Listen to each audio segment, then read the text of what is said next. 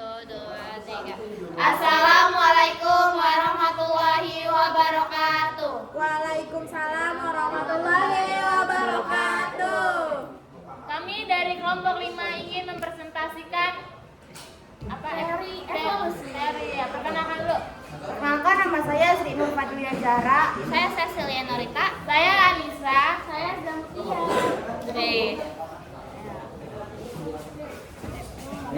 Ngomong dong.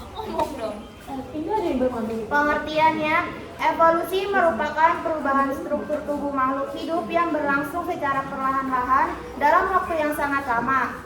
Evolusi berasal dari bahasa Latin yakni evolvo yang artinya membentang.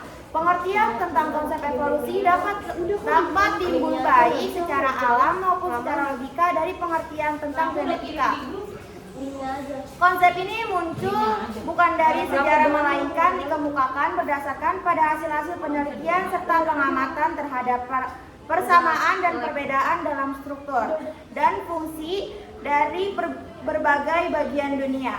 Di antaranya adalah hasil penelitian dan pengamatan Charles Darwin diilhami dari Charles Lyell dengan bukunya Principles of Geology serta Thomas Malthus dengan bukunya The Principles of Population. Sifat-sifat teori evolusi yaitu sifat-sifat yang menjadi dasar evolusi ini dibawa oleh gen yang diwariskan kepada keturunan suatu makhluk hidup dan menjadi bervariasi dalam suatu populasi. Ketika organisme berproduksi, keturunannya akan mempunyai sifat-sifat yang baru. Sifat baru dapat diperoleh dari perubahan gen akibat mutasi ataupun transfer gen antar populasi dan antar spesies. Pada spesies yang berproduksi secara seksual, kombinasi gen yang baru juga dihasilkan oleh rekombinasi genetika yang dapat meningkatkan variasi antara organisme. Terus ada jenis-jenis. Jenis-jenisnya ada evolusi kosmik, merupakan perubahan yang terus-menerus terjadi di alam raya. Evolusi universal. Terus ada evolusi organik, perubahan yang terjadi pada makhluk hidup dan komponen biotik dari generasi ke generasi, baik morfologis maupun fisiologis. Hal ini dikenal dengan evolusi biologis. Evolusi geologis dikenal sebagai perubahan-perubahan yang terjadi pada permukaan bumi karena dari waktu ke waktu terjadi pelapukan. Evolusi biologi perubahan berangsur yang terjadi pada makhluk hidup di bumi sesuai dengan perubahan zaman. Evolusi anorganik, planet, bintang, topografi dunia, susunan kimia dari bumi, elemen kimia dan partikel atom dapat berubah secara bertahap, dikenal sebagai evolusi anorganik. Semua jenis hewan dan tanaman yang ada saat ini diturunkan dari organisme lain yang terjadi secara sederhana, misalnya modifikasi secara bertahap dan berakumulasi pada generasi yang ada saat ini disebut evolusi organik. Kecenderungan utama dari kajian evolusi tumbuhan dan hewan menunjukkan terjadinya adaptasi terhadap kondisi lingkungan yang ternyata sering melibatkan peningkatan spesialisasi dan kompleksitas dari struktur dan fungsi dari makhluk hidup. Selanjutnya ada contoh kasus. Yang pertama ada contoh kasus evolusi leher jerapah. Menurut Darwin sendiri, jerapah berleher panjang dapat bertahan hidup karena bisa memakan dedaunan di pohon. Ada contoh kasus evolusi manusia akibat malaria. Meningkatnya kematian akibat malaria memicu evolusi dan seleksi alam pada manusia. Contoh kasus evolusi tumbuhan dan polinator. Tumbuhan memanfaatkan hewan sebagai polinator atau agen penyerbukan. Selanjutnya ada evolusi kuda. Nenek moyang kuda, Hyracotherium, diperkirakan hidup sekitar 55 juta tahun yang lalu. Selanjutnya ada evolusi paruh Pterosaurus. Pterosaurus memiliki paruh yang disesuaikan dengan perilaku makannya. Selanjutnya yang terakhir ada evolusi sel darah merah menjadi sickle cell.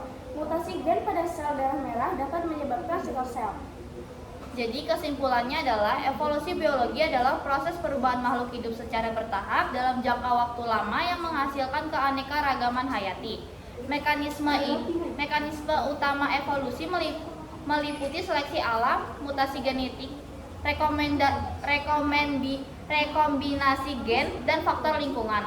Teori Darwin menjelaskan bahwa individu dengan sifat adaptif memiliki peluang lebih besar untuk bertahan dan berkembang biak, didukung oleh bukti fosil, kesamaan anatomi, embriologi, dan genetika. Evolusi berperan dalam memahami hubungan antar spesies serta dampaknya terhadap ekosistem. Dengan mempelajari evolusi, kita dapat lebih menghargai keanekaragaman hayati dan pentingnya menjaga keseimbangan lingkungan. Ada yang mau bertanya? Ya, siapa yang mau bertanya, Jihan? Oke. Apa Jihan pertanyaannya? Bagaimana evolusi kosmik itu bisa terjadi? Evolusi kosmik. Iya.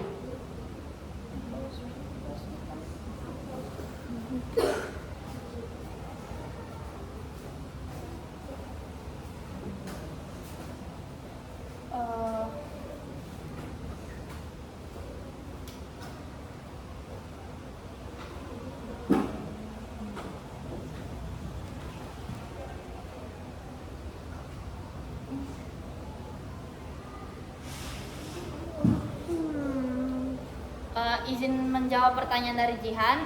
Jadi evolusi kosmik itu dimulai dengan Big Bang, yaitu ledakan besar yang menyebabkan alam semesta mengembang dan mendingin. Enggak. Jadi tuh alam semesta tuh dimulai dari keadaan sangat panas dan padat. Terus alam semesta mengembang dan mendingin. Jadi plasma dan radiasi yang mengisi alam semesta itu mendingin. Proton dan elektronik membentuk atom netral. Atom netral tidak lagi menyerap radiasi termal sehingga alam semesta menjadi transparan. Jadi tadi evolusi kosmik itu dia itu evolusi yang terjadi di benda mati gitu. Jadi kayak bintang, planet atau surya gitu.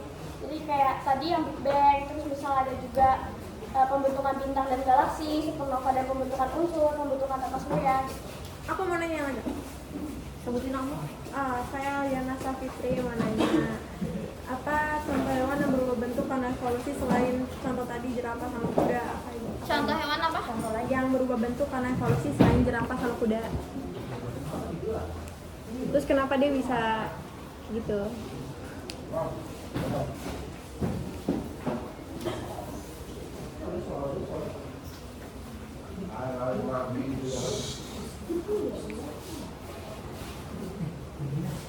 Nih, saya menjawab. Contohnya kupu-kupu.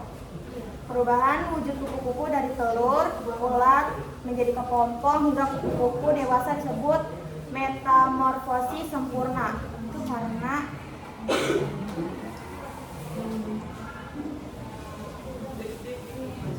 Mungkin evolusi. Gak tahu deh. Dia kan kalau kupu-kupu kan awalnya tuh dari apa dulu tadi? Kepompong. bukan dari telur. Telur. Terus dia berubah jadi kepompong.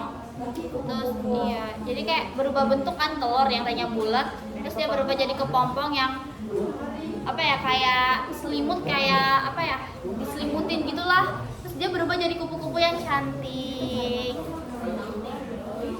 Karena dia jadi ulat dulu ya. Terus itu kenapa? Kan kalau jerapah karena dia beradaptasi gitu kan. Dari makan buah di atas pohon, kalau kupu-kupu itu karena apa?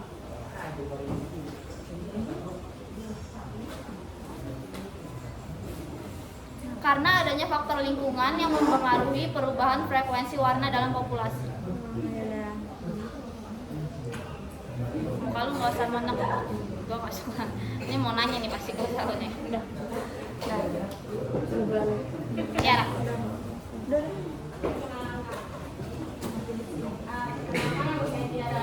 Saya ingin bertanya, kenapa perubahan evolusi terjadi sendiri tanpa direncanakan?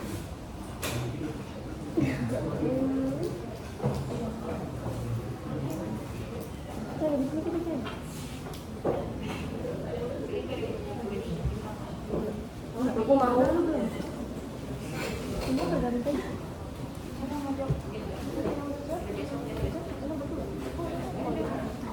Ya, izin menjawab ya Tiara. Dalam evolusi, perubahan terjadi secara spontan dan tanpa perencanaan. Hal ini karena adanya usaha-usaha masyarakat untuk menyesuaikan diri dengan keperluan, keadaan, dan kondisi yang baru muncul mengikuti pertumbuhan masyarakat. Tadi gimana yang bertanya? Sekian dari kami. Wassalamualaikum warahmatullahi wabarakatuh. Waalaikumsalam